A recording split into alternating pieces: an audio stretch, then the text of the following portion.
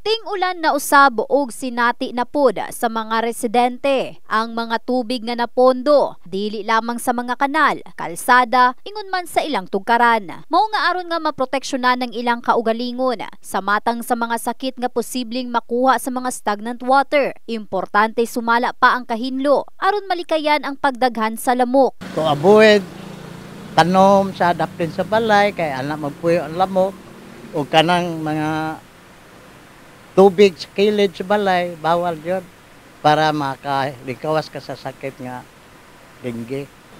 Oh, kanang baha delikado pa sa sa lamok. Mao nga di ug na kasi yung balay di ka magpundo pug tubig. Kuan mo diri maglimpyo lang mo sa gilid mong dapin ba mga kuan ba. Para nga walay mga lamok ayo nga mo kuan. Para gani ani standby din ako gyud di pahagi ang tubig daw kay wala may kanal ko ng klaro diri god. Ang mga tao diri nagbantay po diri kuan sa mga kuan magamping lang kita niya sa dahil magkuan gani magdaob gani daoban gani mong kuan din.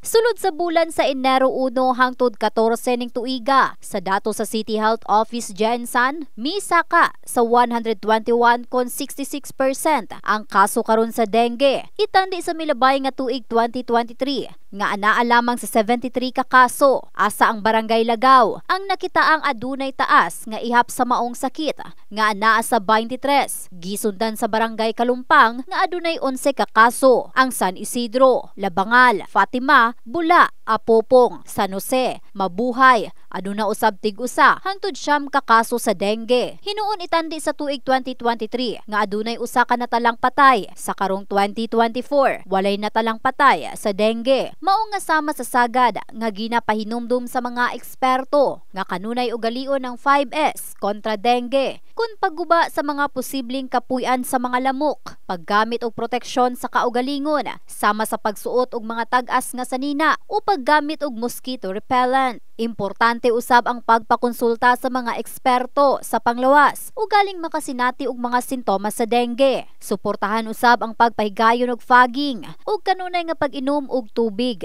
aron nga malikayan ang hydration. Samtang kaso sa influenza con flu sulod sa 14 ka adlaw bulan sa Enero, ana-ana sa 22. Diin sa datos sa CHO ang Barangay San Isidro ang adunay nakitaang 5 ka kaso sa maong sakit. Samtang upat usab ang sa Barangay City Heights. Ang Labangal, Mabuhay, Fatima, Kalumpang, Tinagakan, Sigel, Lagaw, Bula usab adunay kaso katig-usang ngadto sa duha. Hinuon walay natalang namatay sa maong sakit. Asa sagad sa mga nataptan kay kababayin-an nga anaa sa 12 kon 55% edad 0.25 hangtod 97. In the heart of changing lives, kini si Russell Jean Mantile sa Brigada News Jensan, Brigada News.